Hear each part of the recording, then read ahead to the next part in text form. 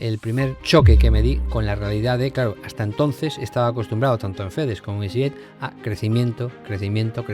Gestionar el crecimiento, si lo haces bien, siempre es más sencillo, pero gestionar una decisión tan traumática como un cierre de base, tuve la gran fortuna de poder pasar de ingeniero así normales sin ni siquiera haber pasado por un puesto de manager, ¿no? Y solo con 30 años, cuando promocionas muy rápido, ¿no? Y te crees el rey del universo, pues te puedes dar también grandes batacazos. ¿Qué harías distinto, que has aprendido a lo largo de los años que te hubiera servido en ese momento? Pues una de las cosas más importantes que aprendí es que al final... Lunes Inspiradores, con David Tomás y Edu Pascual.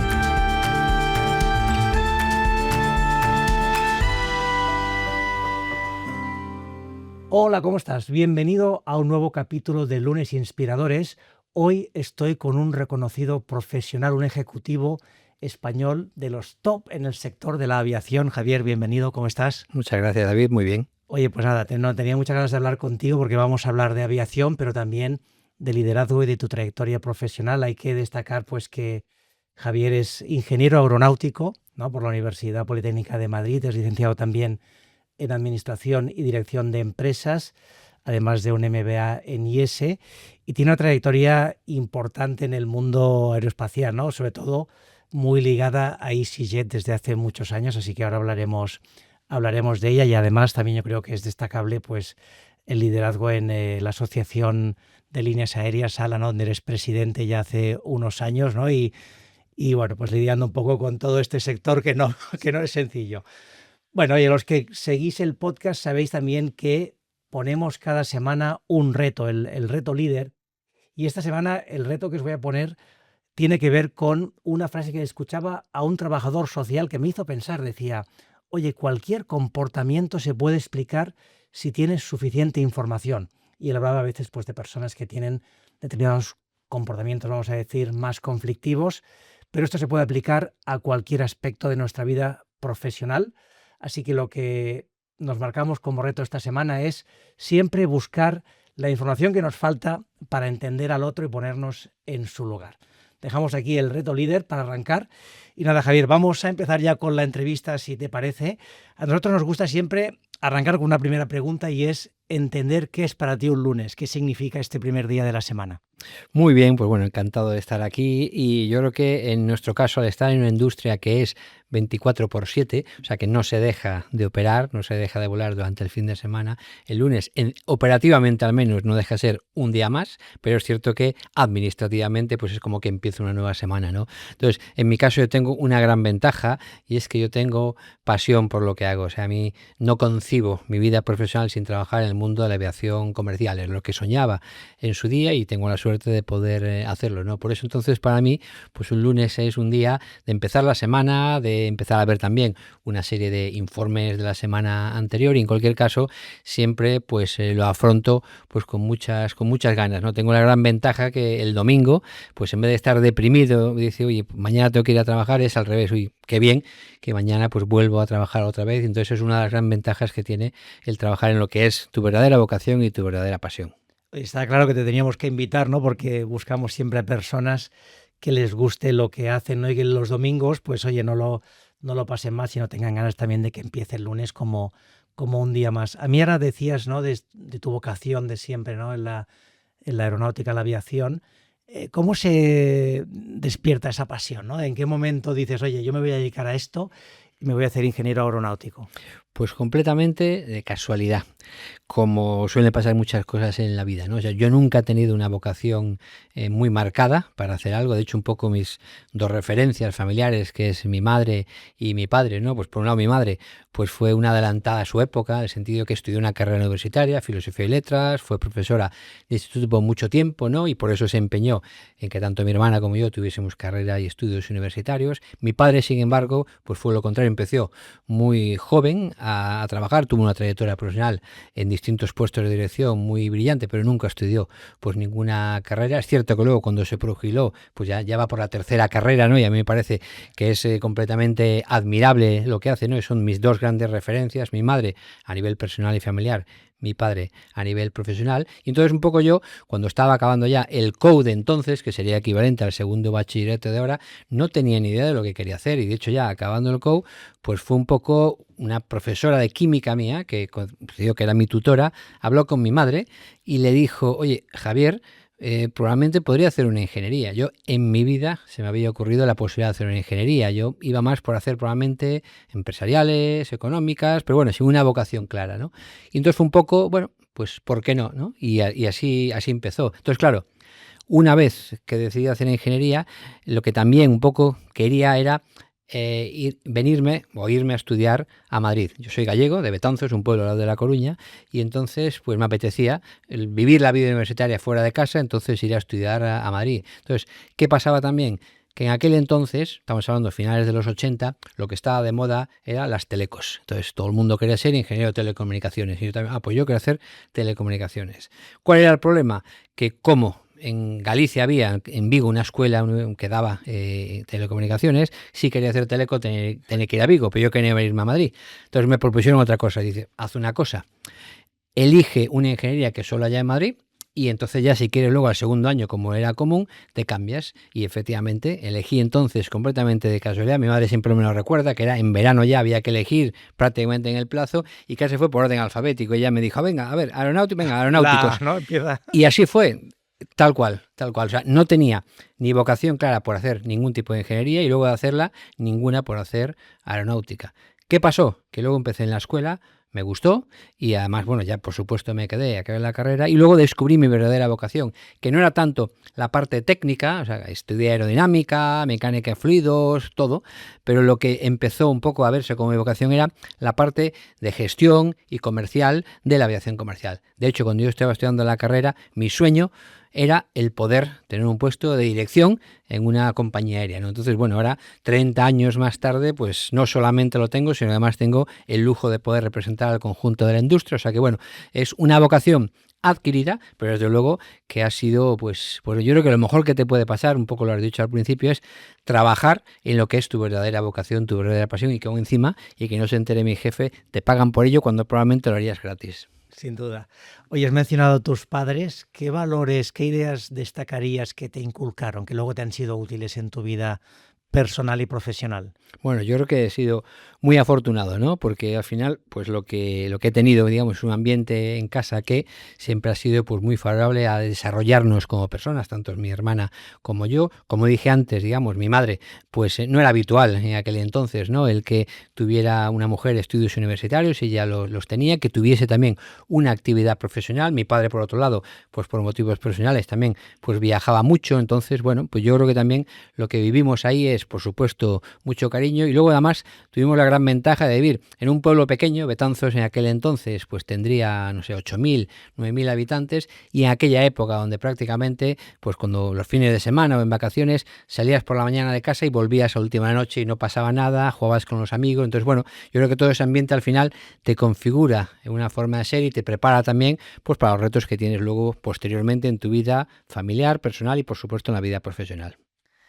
Oye, hablando de la vida profesional, acabas la carrera y trabajas para FedEx, ¿no? Lo que es Federal Express antes. ¿Cómo fueron esos primeros años? ¿Qué aprendizajes sacas? ¿No? Y también creo que es una compañía que marca bastante, no sé ahora, ¿no? Pero en su momento tenía una cultura muy fuerte, ¿no? Y unos valores muy orientados al cliente. ¿Cuáles fueron tus aprendizajes? Correcto, pues bueno, yo de hecho incluso durante el primer verano cuando empecé a buscar trabajo, porque en aquel entonces estamos hablando de pues mediados de los 90, ¿no? Después de la gran crisis del 93, pues prácticamente no había trabajo. Yo todavía pues conservo pues a lo mejor 50 o 70 cartas de que antes enviaban los currículum en papel y por carta, ¿no? Pues contestaciones de empresas a las que enviaba diciendo que nos ha gustado mucho, pero desafortunadamente no tenemos nada.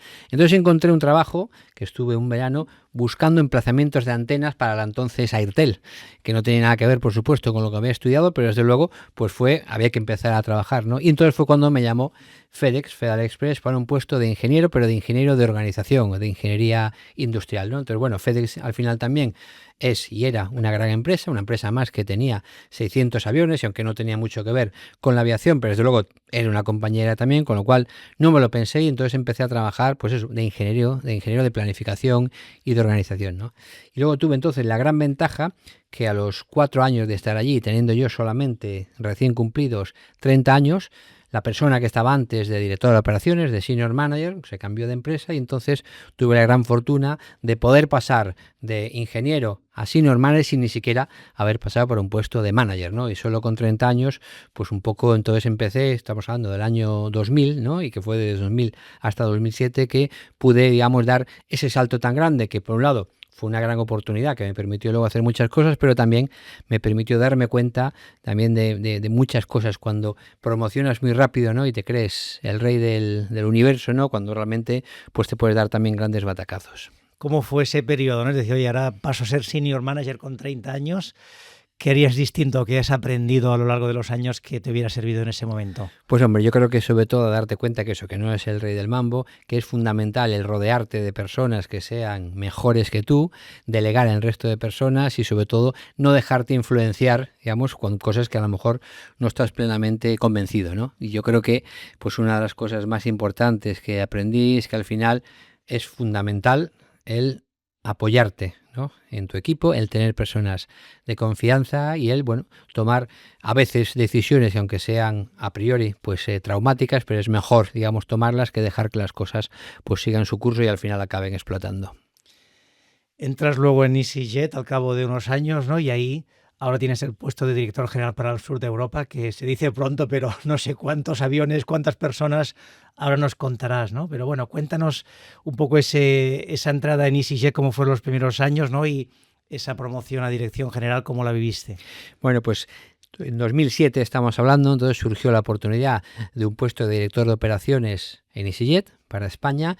En aquel entonces que yo ya estaba como senior manager en FedEx y además era un poco, hacía de funciones de country manager, ese movimiento era un movimiento lateral o si quieres incluso un poco con menos responsabilidad que la que tenía en FedEx, pero no me lo pensé en ningún momento porque era la oportunidad por fin de trabajar en lo que siempre había soñado, que es en una compañía, además una compañía de referencia como es EasyJet, ¿no? Que ha democratizado el transporte aéreo en Europa, ¿no? Entonces, bueno, empecé en ese puesto de director de operaciones para España, luego me dieron también Portugal y luego, pues 4 años después, creo que fue en 2011, vino una nueva CEO, Caroline McCall, que es una de las personas a las que más debo profesionalmente y entonces, bueno, decidió ella promocionarme a director general primero de España y Portugal y luego ya, pues también de los Países Bajos, el Benelux y los países nórdicos, ¿no? Y luego entonces, unos años más adelante, dado que geográficamente en aquel entonces tenía que ver porque eran en los últimos sitios donde empezamos desarrollando bases y contratando gente,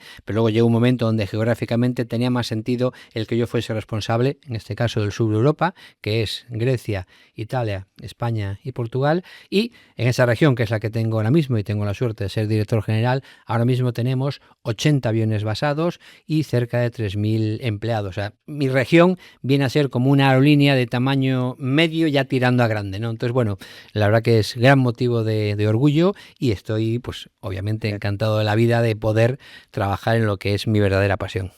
Oye, ¿cómo fueron los primeros años? ¿Qué reto fue el primero que tuviste que lidiar con él que fue más complicado? Pues en los primeros años, sobre todo, bueno, al principio fue porque nunca había trabajado en una compañía, había trabajado en FedEx, pero sobre todo mi trabajo en FedEx era más de toda la parte operativa, de entregas y recogidas, despacho aduanas, pero no la parte aérea como tal. Entonces primero empaparme precisamente de lo que es la operación aérea y conocerla muy bien.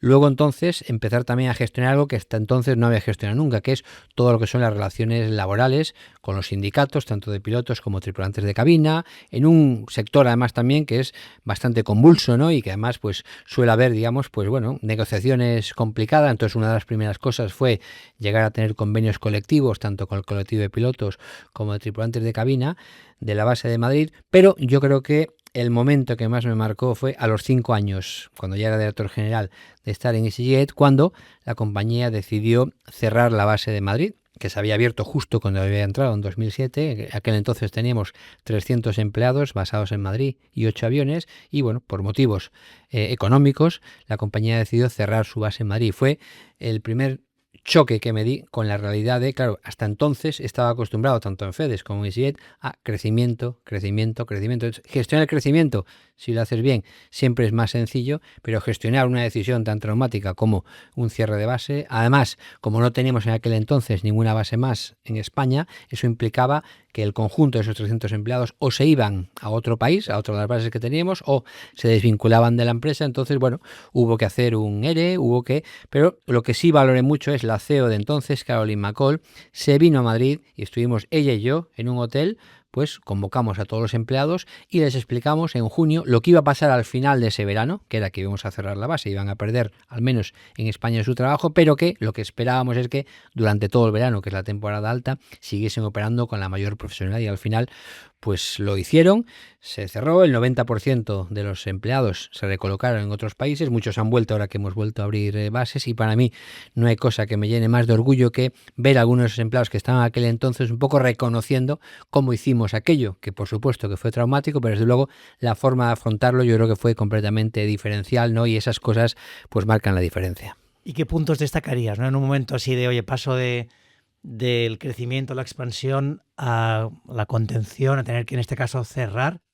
¿Cómo se prepara uno, ¿no? Como CEO, como director general de la compañía, para ese momento y que luego tenga el impacto positivo que ha tenido, ¿no? A pesar de ese momento complicado. Bien, pues yo creo primero es, por supuesto, digamos, yo antes de tomar esa decisión intenté defender el que no se tomase o que se tomase otra distinta, intentando justificarlo, pero bueno, una vez que ya se toma la decisión, entonces hay que asumirla, puedes estar más o menos de acuerdo, pero la tienes que asumir, y entonces sí decidir implementarla de la forma pues más efectiva posible, y cuando además hay gente implicada, menos traumática posible, ¿no? Entonces, bueno, hicimos todo un plan y además ese plan luego lo desarrollamos, pero para mí fue fundamental el dar la cara, o sea, esa reunión en aquel hotel cerca de Barajas donde estábamos, Caroline y yo, además, claro, cuando convocas a los empleados presencialmente, la mayor parte o están volando, están en días libres, entonces es normal que no vengan mucho, pero ese día, como solían algo, vino casi todo el mundo. Entonces estábamos ahí, a lo mejor de los 300, 200 y pico empleados estaban allí. Entonces lo primero,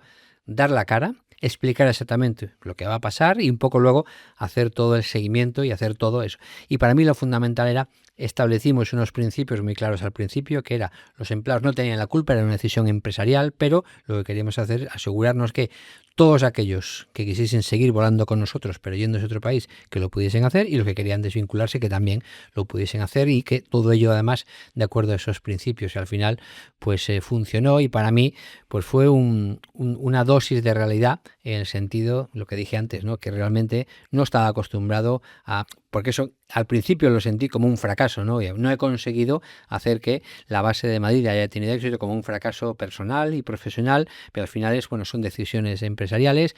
No era tanto que la base no fuese rentable como un tema de costo de oportunidad, que había otras oportunidades más rentables de hacer con esos aviones, y por eso la compañía decidió hacer eso, ¿no? Al cabo de los años se vuelve a abrir otra base, entonces, ¿no? Vuelve a haber presencia de EasyJet en España. Sí, de hecho en 2016 abrimos, en este caso en Barcelona, una base, y luego además también tuvimos la ocasión de implementar un modelo nuevo que no lo habíamos implementado hasta entonces, que eran bases estacionales, que hicimos en Palma de Mallorca primero, y luego también en Málaga, y la última fue en Alicante el verano pasado. Son bases que están solamente abiertas durante la temporada de verano, que en el caso de la aviación son 7 meses, y cierra durante la temporada de invierno, ¿no? Entonces sí, ahora mismo pues tenemos 20 aviones basados en España, en esas 4 bases, y cerca de 800 empleados, ¿no? O sea que, bueno, por eso cuando lo cerramos era un cierre de la base de Madrid, pero por supuesto seguimos volando a España mucho, y además tuvimos luego la ocasión de pues volver a montar bases y a desarrollar pues nuestra operativa en España. Otra vez a expandirse. Lo hemos comentado tú, además de muchos premios, también eres docente, ¿no? Das formación y has escrito un libro que es La revolución en los cielos, claves del éxito de las aerolíneas de bajo coste.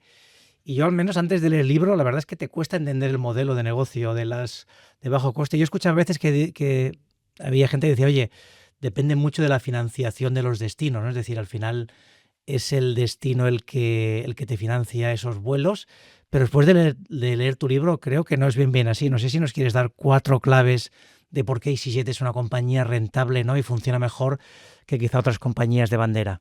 Sí, pues hombre, es cierto que yo tengo una vocación docente también y entonces por eso, pues cuando tuve la ocasión, en este caso con IT Aérea, de dar clase, además también ahora tengo el honor, ¿no?, de ser su presidente de honor y ayudarles a desarrollar esa labor, digamos. De hecho hemos tenido el acto de graduación de todas las promociones la semana pasada en Madrid, fue muy emocionante, pero yo lo que hacía, ¿no?, en esas clases que daba era intentar explicar bien el modelo de negocio de bajo coste, porque pienso que no se entiende bien. Y como tú dices, hay gente que piensa que solamente por las subvenciones, eso cada vez está más restringido por las normas europeas y ya no es así. Y entonces un poco lo que me animó a escribir ese libro fue, oye, voy a intentar todo esto que explico en estas clases, ponerlo en forma de libro, ¿no? Entonces, bueno, lo editó la propia editorial que tiene IT Aérea y eso sí, me llevó 2 años hacerlo porque solo lo puedo hacer en los huecos que iba encontrando.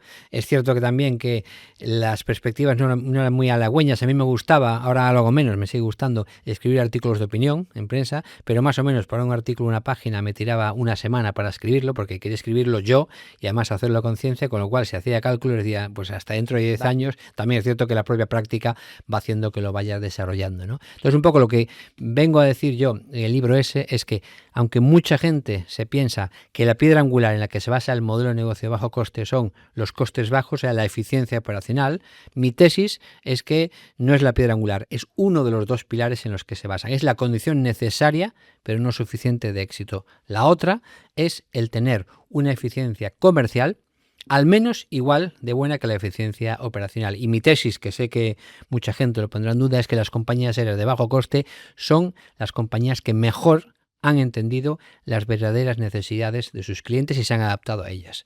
Y me dirás, ¿cómo puede ser si un poco el cliché es que tratamos mal a los clientes, que al final sacrifican todo por...? Es que uno tiene que entender que hoy en día la aviación es un medio, no es un fin. O sea, no es como antes que la gente se vestía y el propio viaje en avión era la experiencia. Ahora no, ahora es algo que tienen que hacer para poder hacer lo que realmente quieren, que es irse de vacaciones, estar cerca de tus familiares y amigos, etcétera, etcétera, ¿no? Entonces, para ello, ¿qué es lo que quiere la gente? Que le lleves al sitio que quiere de una forma segura, por supuesto, lo más económica posible y lo más eficientemente posible. Y eso es un poco en lo que se basa. Entonces, bueno, eso es lo que intenta describir el libro. Por supuesto que describe los fundamentos de cómo conseguimos las compañías aéreas de bajo coste tener unos costes unitarios más bajos que otras compañías, pero sobre todo todo el resto. Bueno, haces todo, a quien le guste la aviación, haces todo un recorrido histórico, ¿no?, con muchos datos de cómo ha evolucionado y hay fotografías muy curiosas, ¿no?, de ver cómo eran los primeros vuelos, incluso con oxígeno, ¿no?, porque si no, no podían volar. Hablamos también un poco de EasyJet, del estilo de liderazgo tuyo. Hemos hablado de algún reto que te has encontrado. Llegó el COVID. Claro, esto entiendo que también fue un momento brutal. Yo llegué a volar en algún avión que íbamos 2 o 3 personas. ¿Cómo gestionasteis el COVID, ¿no?, que además a ti te tocó como presidente dar la cara, ¿no?, y explicar o ser un poco la cara visible del sector? Sí, pues el COVID yo creo que fue la mayor crisis que ha tenido la aviación, ¿no? Y entonces yo la afronté como una gran crisis, pero tanto a nivel personal como profesional, siempre hablando de la actividad profesional, porque claro, durante lo peor del COVID, yo recuerdo todavía, pues paseos que daba con la perra que tenemos, además nosotros vivimos a 50 kilómetros de Madrid, al lado del campo, con lo cual, como por el campo se podía ir, yo iba por allí, y claro, pensando que era posible, porque hasta que salieron las vacunas, pues era posible que a lo mejor la aviación comercial dejase de existir, al menos como la conocíamos, durante 10, 15 años. Entonces eso me causaba un doble problema. Por uno, a nivel personal, en el sentido de decir, es que es mi pasión, yo no concibo trabajar en otra cosa y a lo mejor voy a tener que trabajar en otra cosa porque no va a haber aviación comercial o no como la teníamos. Y luego, por supuesto, a nivel profesional, primero, porque la empresa en la que trabajaba, que dejó de volar completamente EasyJet durante 3 meses, y entonces a recibir 0 ingresos y siguiendo teniendo gastos, pues lo primero era a ver cómo lográbamos sobrevivir. Además no tuvimos la fortuna que tuvieron otras compañías de recibir casi ningún fondo público, tuvimos que pues valernos de nosotros mismos, eso por un lado. Y luego, por otro lado, como presidente de la Asociación de Líneas Aéreas, pues lo que me tocó hacer precisamente es, una vez que se pudo volver a volar otra vez, empezar a defender, porque la gente tenía miedo, que volar era seguro, ¿no? Y entonces fue cuando empezamos a salir en absolutamente cualquier medio de comunicación que quería escucharnos. Yo estaba ahí.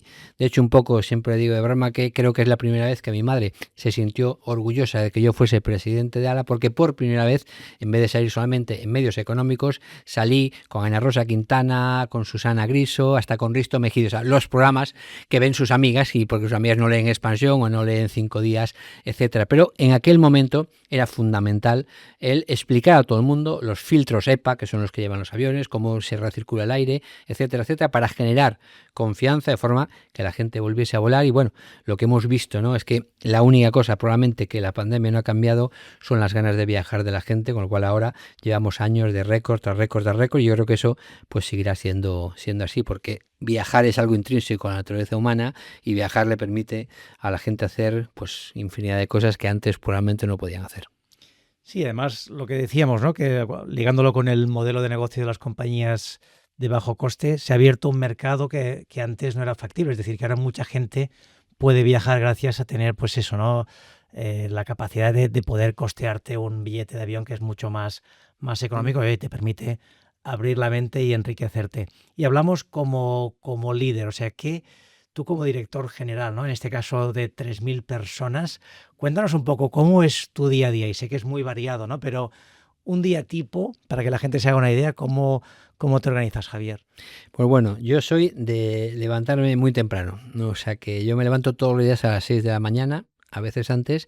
Cuando estoy en casa, entonces pues empiezo a trabajar yo solo con el primer café, y entonces hasta que se despierta la familia pues me quito, digamos, en esa hora y cuarto, muchísimas cosas pendientes de correo o lo que sea, o de leer alguna cosa, de prepararme, etcétera, etcétera. Con lo que también empiezo con un poco de ventaja, porque ya entonces cuando la gente empieza ya pues a amanecer, ¿no?, 8:30, 9, yo ya hay muchas cosas que las he hecho, ¿no? Y luego entonces bueno, depende del día, ¿no? Viajo bastante, entonces cuando estoy pues fuera, estoy acostumbrado a ser trabajador remoto ya incluso antes de la pandemia. Yo muchas veces cuando me preguntaban dónde está tu oficina, yo siempre decía en el asiento 4A de un avión EasyJet, porque era donde pasaba la mayor parte del tiempo. De hecho, es uno de los sitios donde escribí mi libro, aprovechando esos huecos de los vuelos, ¿no? Y luego entonces, pues bueno, dependiendo de lo que toque cada día, en algunos casos son una serie de pues llamadas o reuniones que ya son periódicas, de medir rendimientos, indicadores, etcétera. Es muchísimo de hablar con la gente, hablar con los distintos managers de los distintos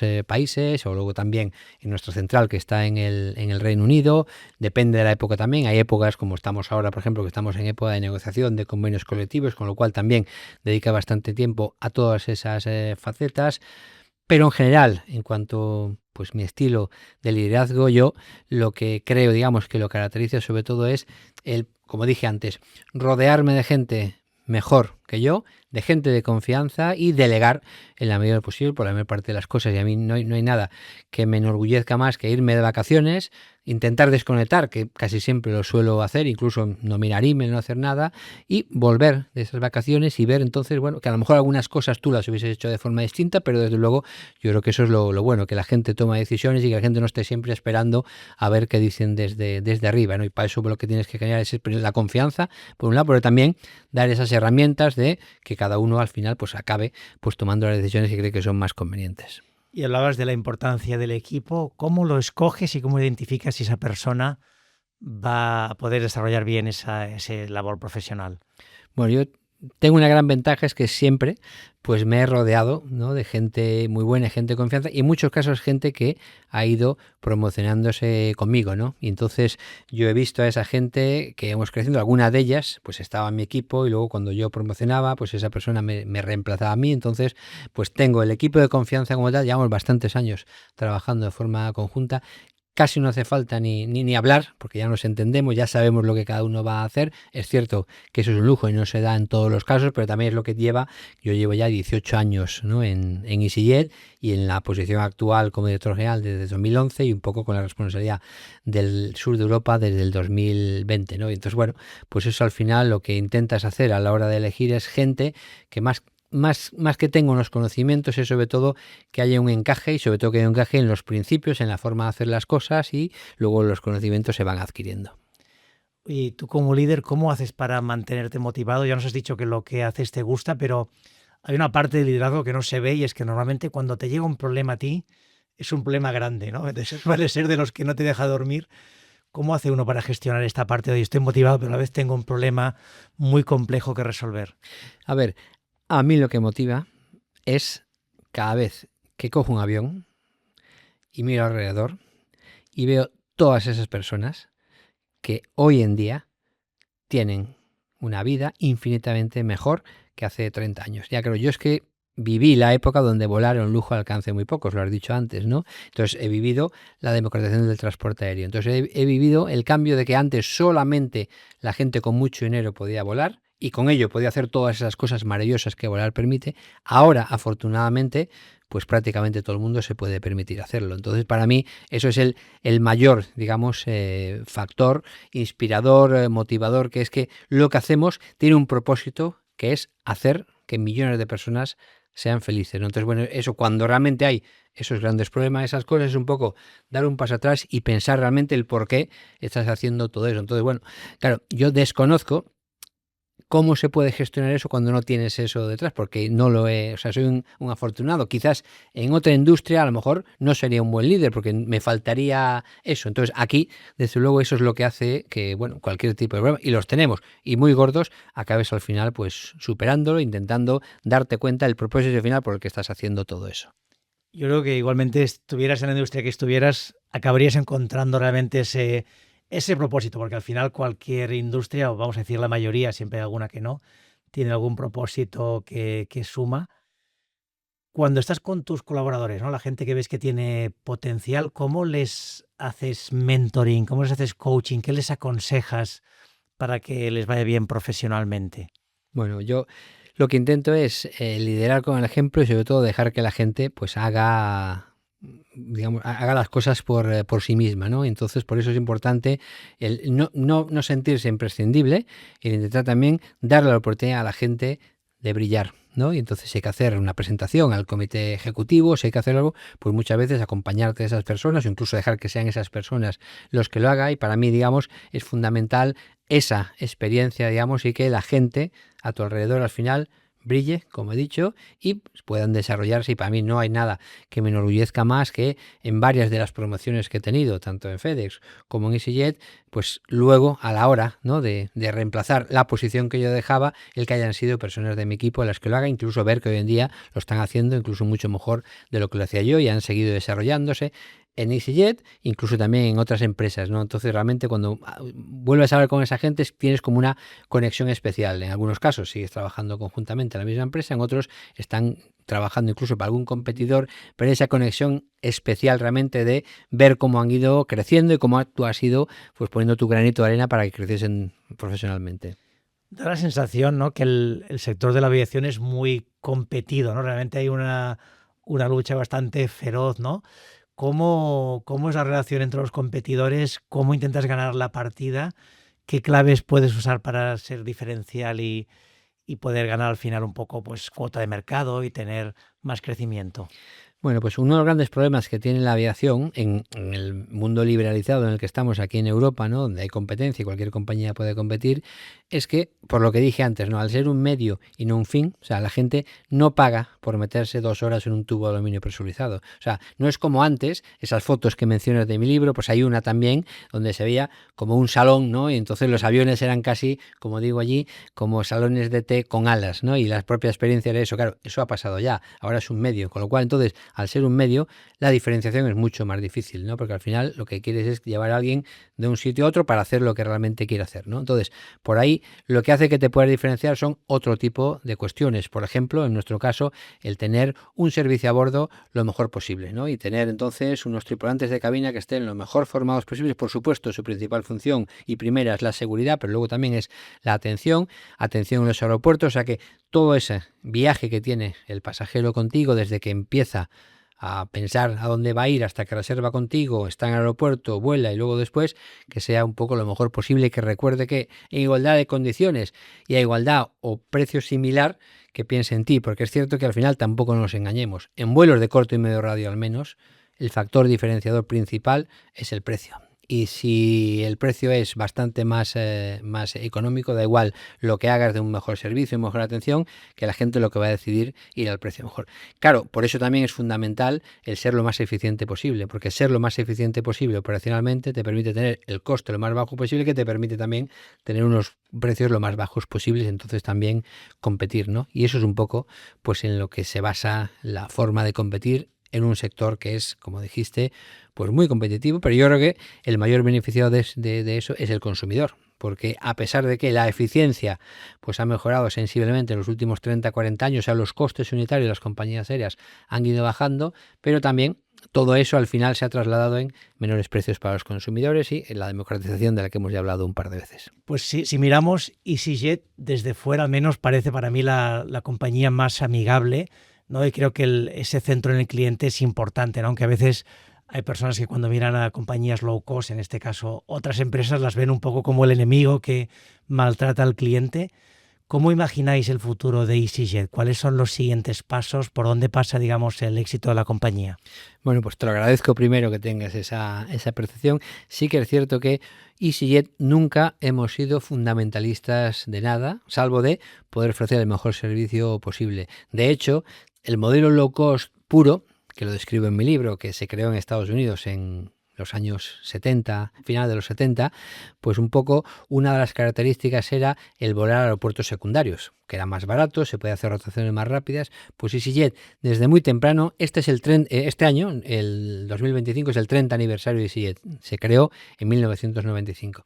Pues bien, a principios del 96, todavía no tenemos ni un año, los 3 primeros aeropuertos fuera del Reino Unido que EasyJet empezó a volar fueron Ámsterdam Schiphol, Barcelona El Prat y Niza, o sea, 3 aeropuertos principales. Allá, con menos de un año de existencia, rompimos ese paradigma del sector que era volar a aeropuertos secundarios. ¿Y por qué lo hicimos? Porque vimos que los clientes querían y preferían un aeropuerto que estuviese más cerca, fuese más conveniente, incluso pagar un poquito más por eso, no mucho más, pero sí un poco, frente a ir a otro sitio que a lo mejor quedaba a 100 kilómetros o incluso pues mucho más lejano, ¿no? Entonces, desde ahí hasta ahora, lo que siempre nos hemos caracterizado es por intentar entender lo mejor posible las necesidades reales de los clientes y adaptarnos a ellas, ¿no? También, por ejemplo, el modelo low cost original, pues no se asignaban asientos y entonces era eso de que entrabas y a ver quién lo cogía más rápido los asientos. Pues ya hace muchos años nos dimos cuenta que probablemente eso no era lo mejor para los clientes, entonces empezamos al final lo que hemos hecho es complicar el modelo de negocio, por supuesto, pero complicarlo para adaptarnos lo más posible a las necesidades de los clientes. Y lo que vamos a seguir haciendo precisamente es haciendo que millones de personas pues hagan las cosas maravillosas que les permite el viajar a todos esos destinos, que al final es para lo que estamos, como dije, no es para que la gente se meta en un avión, sino que para la gente pueda seguir yéndose de vacaciones, estando cerca de sus amigos y familiares, yendo a estudiar a otros países, conociendo otras culturas, etcétera, etcétera. Entonces, haciendo que eso sea lo más eficiente posible, lo más barato, de forma que también todo el dinero que los pasajeros ahorren debido a que tenemos tarifas baratas, luego ese dinero lo puedan gastar y hacer lo que realmente quiere, que es todas esas actividades maravillosas en los destinos. Fantástico, estoy seguro que vais a tener un buen futuro, ¿no? Que eso, 30 años ya es todo un recorrido y quedan muchos más. Yo hace un tiempo vi un vídeo de un piloto, ¿no? Que era el último día, era su último vuelo, ¿no? Y le hacían un homenaje. Y la verdad es que te emocionaba, ¿no? Porque veías como una persona que había dedicado su vida a algo que le apasionaba, pues hoy era su último vuelo y empezaba una nueva etapa. No sé si a ti te quedan muchos años todavía, pero no sé si has pensado cómo te gustaría que sea ese último día dirigiendo una compañía aérea, ¿no? Y cuál sea tu legado, ¿no? Como en este caso director general. Bueno, a mí me gustaría que fuese dentro de mucho tiempo, aunque no me queda Seguro. tanto, pero sí, al final, pues yo creo que lo que yo hago es algo tan vocacional que no me veo realmente nunca completamente alejado del mundo de la aviación comercial. No sé, digamos, en el futuro cómo puede ser esa relación. Ahora tengo la gran fortuna que puedo combinar el ser director general de EasyJet con también ser presidente de la Asociación de Líneas Aéreas y representar al conjunto del sector.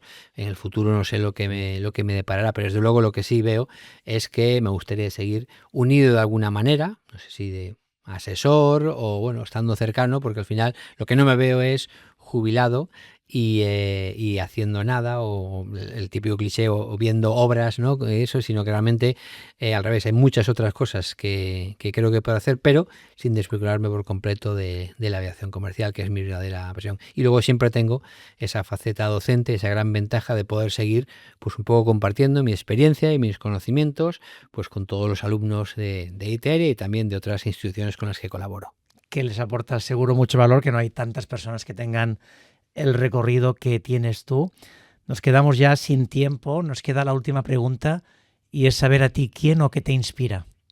Bueno, yo creo que lo he dicho varias veces, ¿no? A mí lo que me inspira es el convencimiento de que la labor a la que me dedico ha hecho que millones de personas tengan una vida mejor y sobre todo una vida impensable hace pocos años. Y como tengo la gran fortuna de haber vivido esa otra época donde realmente eso no era así, pues entonces al final ese es el mayor factor motivador e inspirador, el que me hace pues todos los días levantarme con ganas de ir más allá, e incluso en los peores momentos, como fue por ejemplo toda la pandemia, ese convencimiento que al final había que hacer todo lo necesario para no perder ese gran logro, ¿no?, que la aviación comercial ha tenido y que compañías como EasyJet han causado, que es hacer que algo que era completamente impensable hace solo 30 años, pues hoy en día esté accesible y sea asequible para la inmensa mayoría de ciudadanos.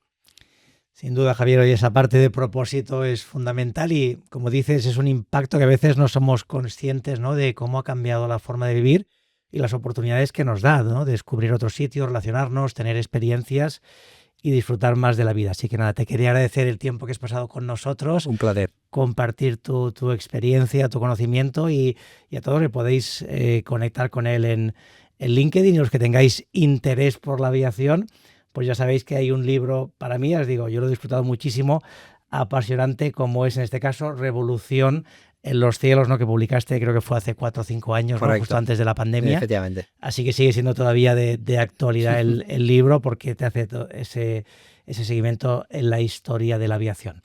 Pues nada, como siempre, gracias por estar aquí, por formar parte de Lunes Inspiradores. Si podéis darnos un like y suscribiros, cada vez somos más. En audio somos muchos, en vídeo, oye, poquito a poquito vamos subiendo y cada vez somos más personas. Y nada, la próxima semana pues tendremos más Lunes Inspiradores. Os dejamos con el reto líder. Acordaros de esa idea que mencionaba, y es que cualquier comportamiento se puede explicar si tienes suficiente información, así que vamos a buscar esta semana la información que nos falta para entender al otro, y por lo demás, como siempre, disfrutar muchísimo de la semana, y la próxima, más Lunes Inspiradores. Suscríbete a nuestra cuenta de iVoox, Spotify, Apple Podcast y a nuestro canal de YouTube.